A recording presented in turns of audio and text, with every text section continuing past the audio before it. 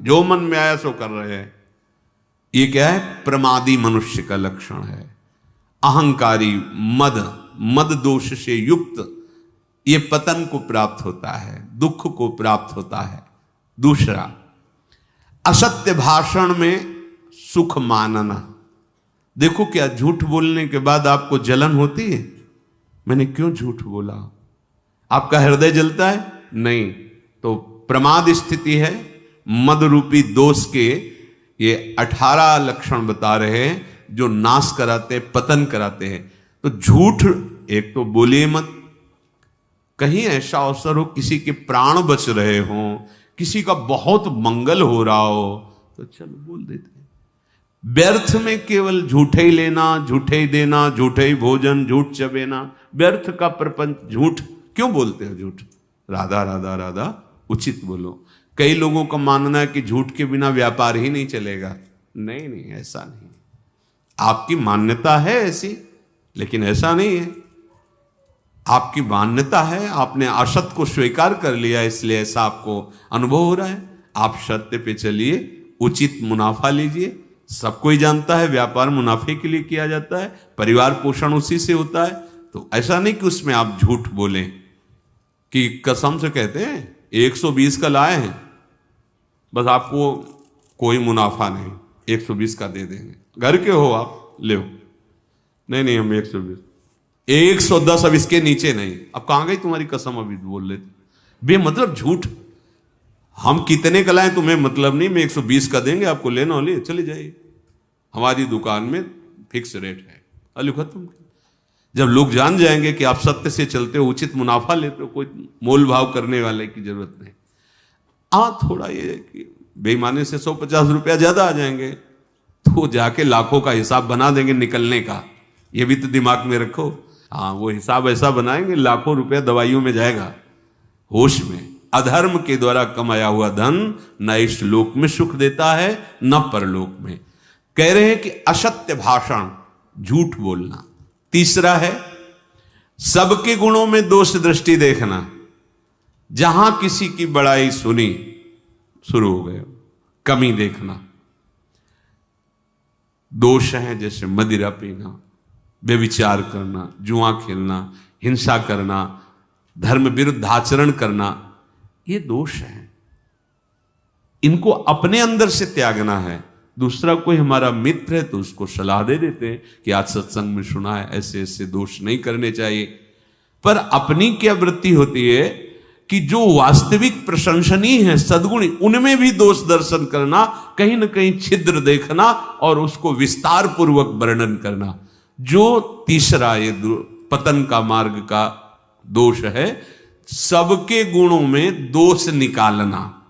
चौथा, हर समय स्त्री विषयक कामना से युक्त रहना।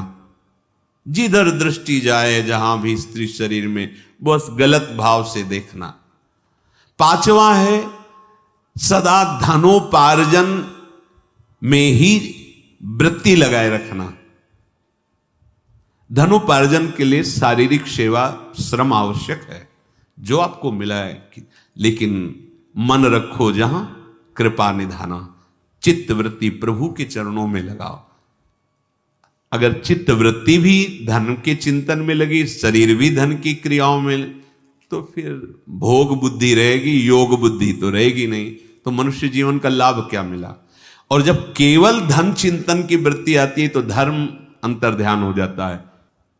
छठवां, भोग इच्छा। रसेंद्री, जनेन्द्री, नेत्रेंद्री, श्रवणेन्द्री, घ्राणेन्द्री, इनका केवल एक ही लक्ष्य, भोगो भोगो। हम भोगों को नहीं भोग रहे, भोग हमें भोग रहे हैं। प्रतिपल हमें नष्ट करते जा रहे हैं। आयु, शक्ति, श्वास सब क्षीण हो रही, समझ में नहीं आ रहा। बस भोग चिंतन नहीं, आवश्यक भोग भोगने हैं। जल, वायु, भोजन, वस्त्र, उत्तम से उत्तम। जो धर्म विरुद्ध भोग हैं उनका त्याग, धर्मयुक्त विषयों का सेवन करते हुए प्रभु की तरफ चलना है। हमारा लक्ष्य प्रभु है।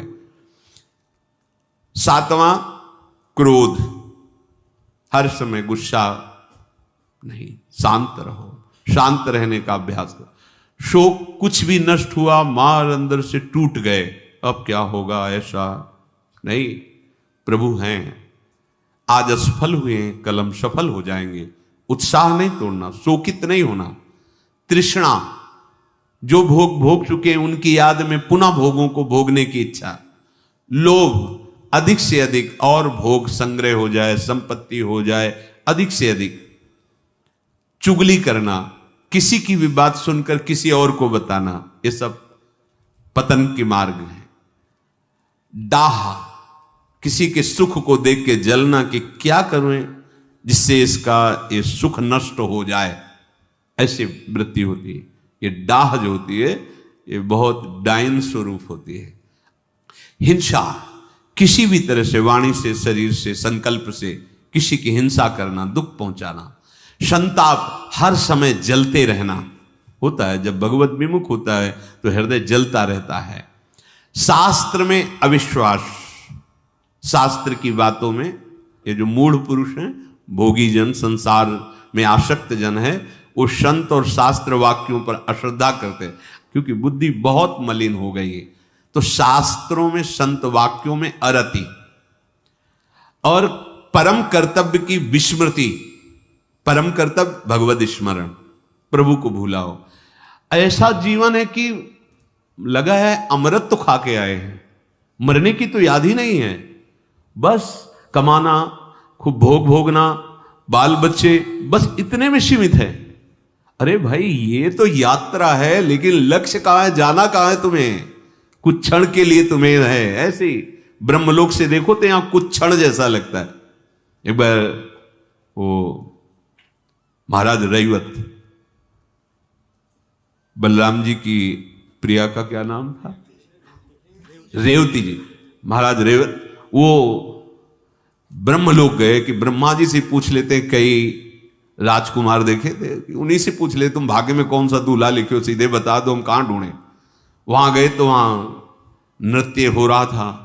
थोड़ी देर रुके रहे, जब नृत्य आदि हुआ तो ब्रह्मा जी को प्रणाम किया। कैसे आए? बोले पुत्री ब्याह योग्य है, तो 2-4 कुल के राजकुमार देखे हैं, उनमें से कौन है आप ही बता दो, क्योंकि भाग्य रचयिता तो आप ही हो। तो उन्होंने नाम बताया कि अमुक अमुक राजकुमारों को। अरे बोले, पता है उनकी कुल परंपरा नष्ट हो गई। बोले क्यों? बोले जितनी देर तुम नृत्य देखे वहां न जाने कितने युग बीत गए यहाँ के। समझो, वहां थोड़ी देर सभा में नृत्य हुआ तो यहां युग के युग बीत गए। तुम्हारा कितना समय, 80 वर्ष, 100 वर्ष। प्रिया प्रीतम भगवत चरणारविंद का चिंतन, भूले हुए कर्तव्य की विस्मृति, परम कर्तव्य की विस्मृति। अधिक बोलने वाला मिथ्या बोलेगा, प्रपंची होगा। नहीं, साधक अधिक बोलने वाला बकवादी नहीं होता। गंभीर मुद्रा, मौन सीखते, कभी बोला तो मीठे और धीमे स्वरों में कुछ शब्द। ये जो उद्दंडता पूर्वक वाणी को व्यर्थ करते रहते हैं वो साधक नहीं होते हैं। हास परिहास और ऐसे उद्दंड नहीं, गंभीर। वो हर इंद्री की ऊर्जा शक्ति को संचित करते हैं और उसी के बल से विषयों पर विजय प्राप्त करके निरंतर भगवदाकार वृत्ति करते हैं। आप देखो, नेत्रेंद्री को बंद कर दिया गांधारी जी ने। जब सुना हमारे पति धृतराष्ट्र बाह्य नेत्र रहित है, बंद कर दिया, पट्टी बांध ली। देखो कितनी ऊर्जा शक्ति एकत्रित कर ली। जब महान महाभारत का युद्ध हो, देखा कि भगवान श्री कृष्ण उधर हैं तो मुश्किल हो जाएगा दुर्योधन को बचना। उनका बेटा तू निर्वस्त्र होके आजा, आज मैं पट्टी खोलूंगी अपनी आंखों की, तुझे देखूंगी, मेरी जहां दृष्टि पड़ेगी वज्र का शरीर हो जाएगा तेरा, क्योंकि मैंने नेत्र शक्ति को रोका है। ये जो आप खर्चा कर रहे हो ना, ये साधु नासाग्र दृष्टि, नाम चिंतन भजन, उसकी हर इंद्री में पावर जो है वो समिट रहा है और उसी से ऊर्ध्व गति को प्राप्त। जितना आप इंद्रियों को खर्चा करेंगे विषय सेवन में, उतने ही अध्यात्म से गिरते चले जाएंगे। देखो नेत्र खोला, वो तो भगवान ने लीला करके होंगे। बच्चे हो क्या, मां के सामने ऐसे खड़े हो जाओगे? इतना तो ढक लो, पत्ते से ही ढक लो।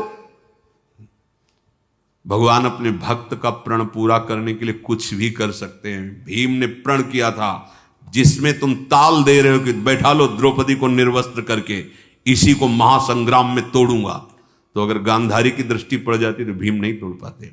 वज्र का शरीर हो गया, चाहे जितना प्रहार करो कुछ बिगड़ने वाला नहीं। बस यहां तो उन्होंने कहा बेटा चूक कर दी, यहीं से मारे जाओगे।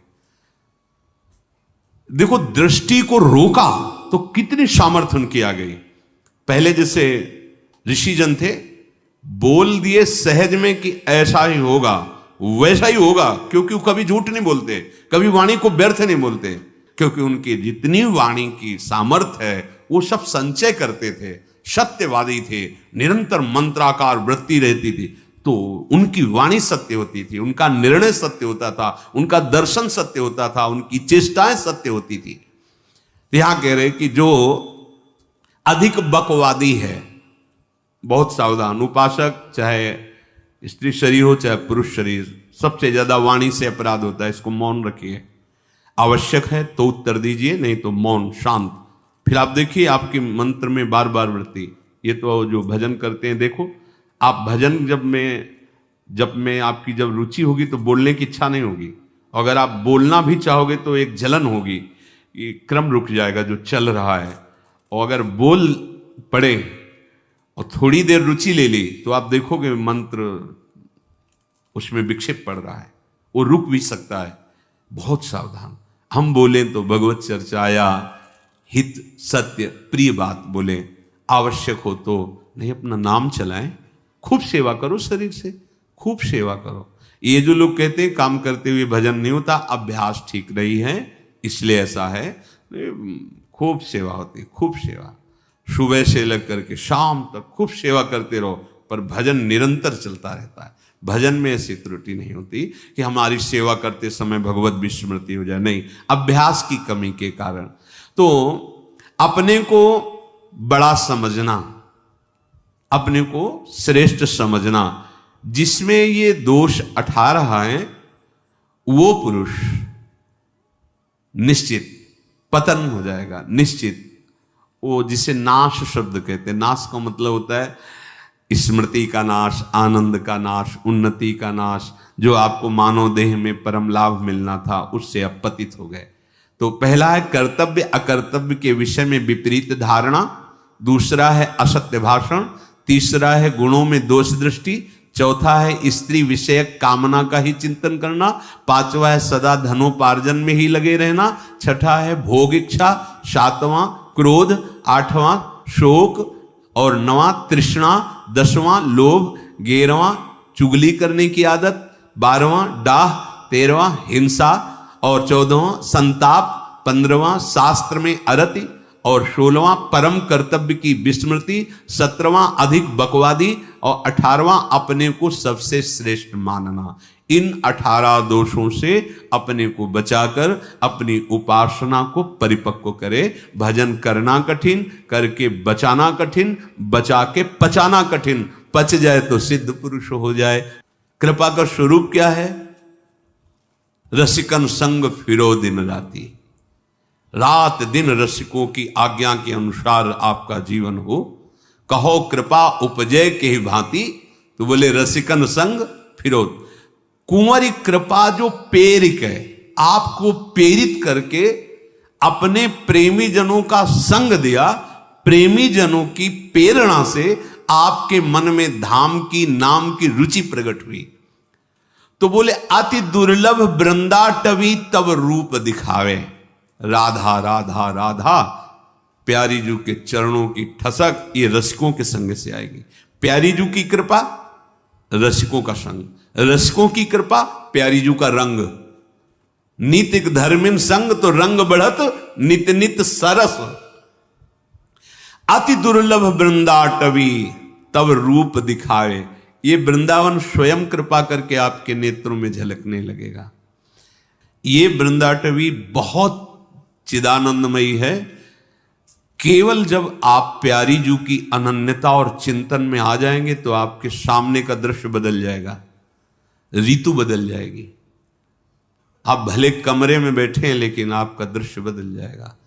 सुंदर सुंदर दिव्य लताएं, ऐसी शोभा, झिमझिम कभी बारिश हो रही है, प्रिया प्रीतम झूला झूल रहे हैं, पक्षियों की मंडलियां कुहुक कर, यानी कि आप भाव में देख रहे हो, खुले दृश्य बदल जाता है, खुले में सब अंतर ध्यान, जो चिंतन का विषय वही सामने। अति दुर्लभ वृंदाटवी तब रूप दिखावे, सूरा पूरा रसिक को नित फेंट बंधावे।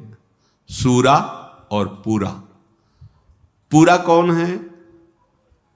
प्रियालाल के सिवा जिसका कोई भी चिंतन नहीं है वो पूरा है, और शूरा कोई भी विषय भोग जिसे परास्त न कर पावे, कोई सुख जिसे आकर्षित न कर पावे, वही सूरवीर है। और पूरा कौन है? जिसके हृदय में प्रिया प्रीतम के सिवा कोई नहीं, एकमात्र संबंध। जैसे कल था, तुम माता हो, तुम ही पिता हो, तुम ही हमारे बंधु सुहृद हो, सखा हो, सब हमारे लिए आप ही हो, आपके सिवा कोई नहीं है।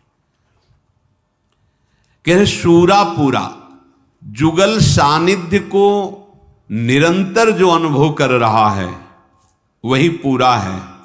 जुगल सुख के सिवा जिसे और कुछ लगता ही नहीं अच्छा, वही सूरा है, वही सूरवीर है। दूसरे को दंड देना सूरवीरता नहीं है। अपना मन जब अपने को विषय आकर्षण में फंसा रहा हो और उसे सह जाना, ना भोगना, उसे वीरता कहते हैं, उसे धैर्य कहते हैं।